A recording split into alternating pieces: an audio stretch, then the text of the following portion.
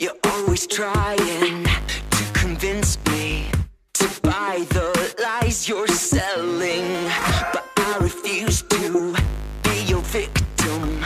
I refuse to drink the poison. Come on, bring your best shot on, 'cause I'm standing strong. I know who I am and where I'm going. I made my choice now. It's all over. I will fight till the day that I die. It's engraved in my soul. I sing hallelujah. I'm alive to tell the whole world I've been raised from the dead. Sing hallelujah.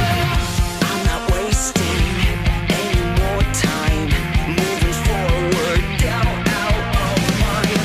I don't need your compromises.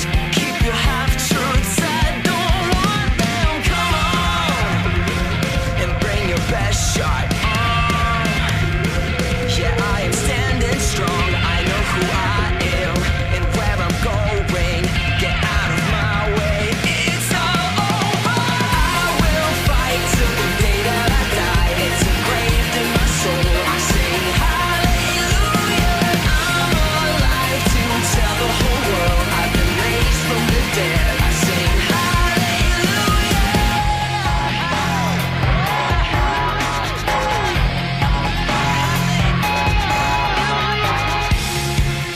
No, you're never gonna stop me now.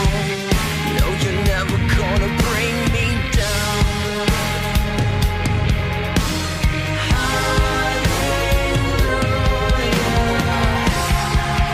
No, you're never gonna stop me now. No, you're never gonna bring me down. I will fight till the day that I die. It's engraved in my soul. I sing hallelujah. I'm alive to tell the whole world I've been raised from the dead.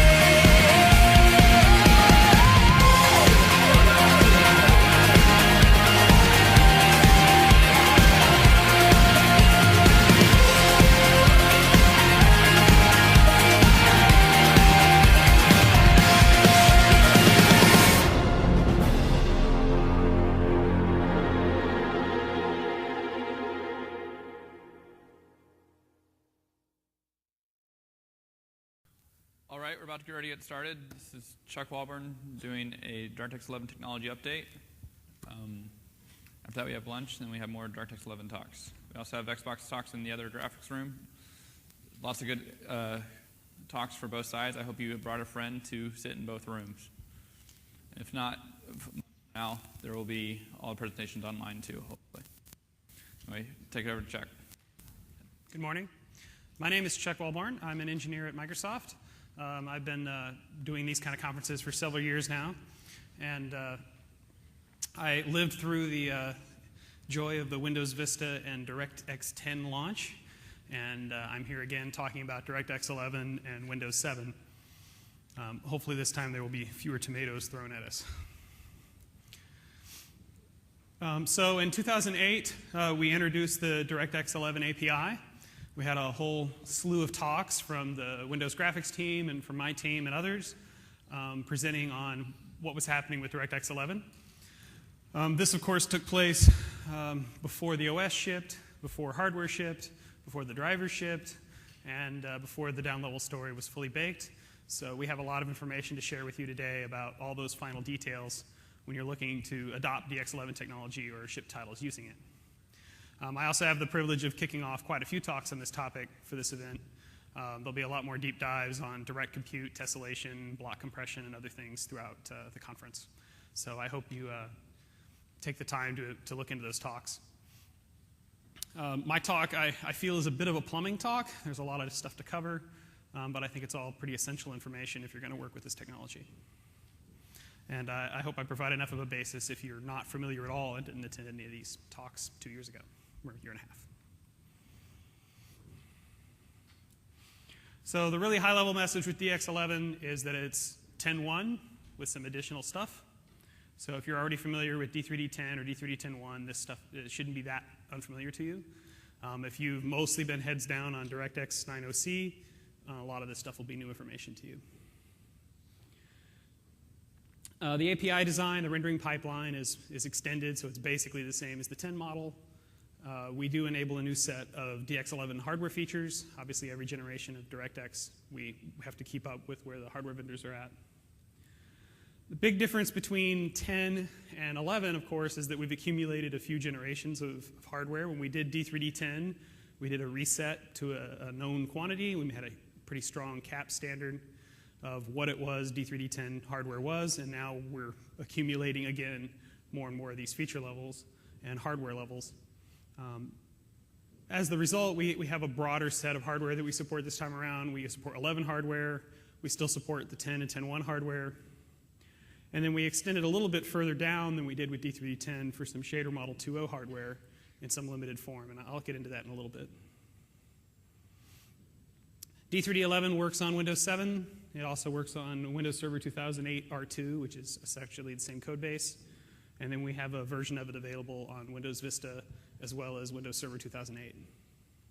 And I'll get into all the details of the deployment later in the talk. So this is a little logical diagram of the D3D10 rendering pipeline. It's not that dissimilar from D3D9 if you're not familiar with 10. At the top is where vertex and index buffers come in. You do the vertex shading. D3D10 introduced the geometry shader, which was a new stage that could let you do some primitive-based computations. It may or may not get piped back out to a buffer directly on the video card. Rasterize, pixel shader, output merger is the formal name for alpha blend and stencil and all that.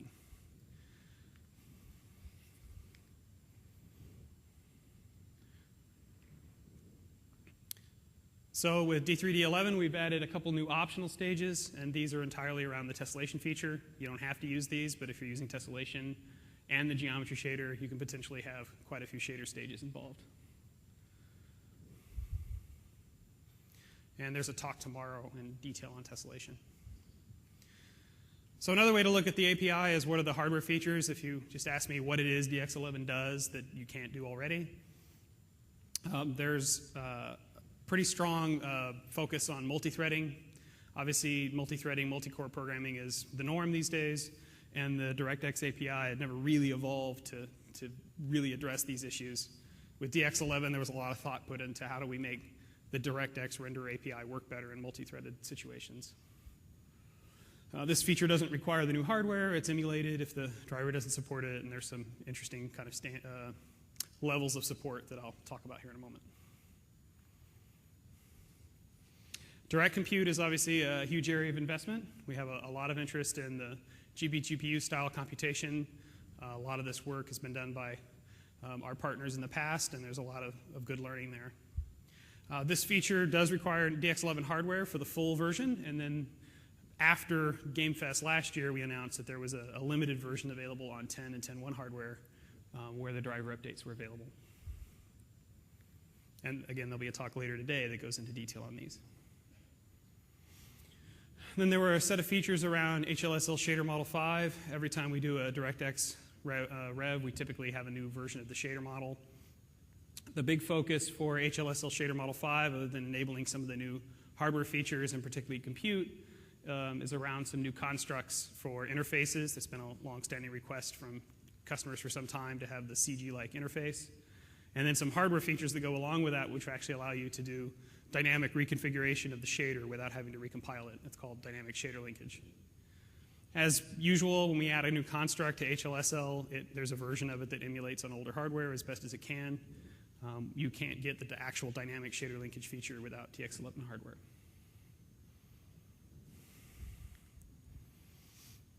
And then to round out the feature set for DX11, we have the hardware tessellation feature, the whole shader, the domain shader, and then a new block compression format, BC6H, for HDR data, and BC7, which is an improved block compression format for standard LDR data.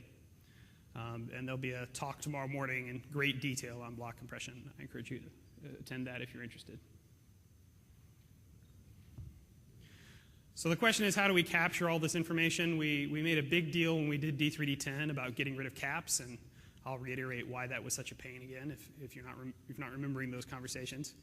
We had to address this in a small way when we came to D3D10.1.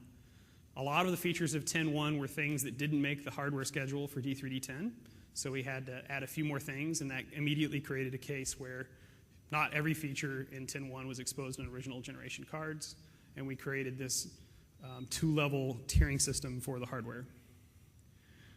It was hidden inside the API. Wasn't a lot of splash made about this. When you use the 10.1 API, you can either use a 10.1 feature level, which is the new hardware, or the 10 feature level, which was the 10 generation hardware. Most people didn't pay a lot of attention to this because when they were doing D3D10 or 10.1, they just used the API directly and didn't really look too closely at this feature level stuff. The main difference with feature levels compared to our previous solution, of course, is that it's pretty straightforward and a superset kind of model as opposed to just randomly being able to opt in and out of things. So if you looked at the DirectX SDK, one of the things we provide in there is a graphics capability spreadsheet, which is this monstrous thing that you cannot read at this point. Just to give you an idea how dense this chart is, here's a blow-up of a little tiny section of it. Across the top are generations of video cards, and across the top to bottom on the side there are the individual cap flags that you have to check. So in the world of D3D9, this worked really well for many generations because you'd have DirectX 5 and you could get a new DirectX and you could use the old hardware and it just kind of kept going and going. But eventually we accumulated so many flags and so many capabilities that you really couldn't be sure what it was you had to support. If you were in the industry making games in the 90s, you know how many game boxes ended up saying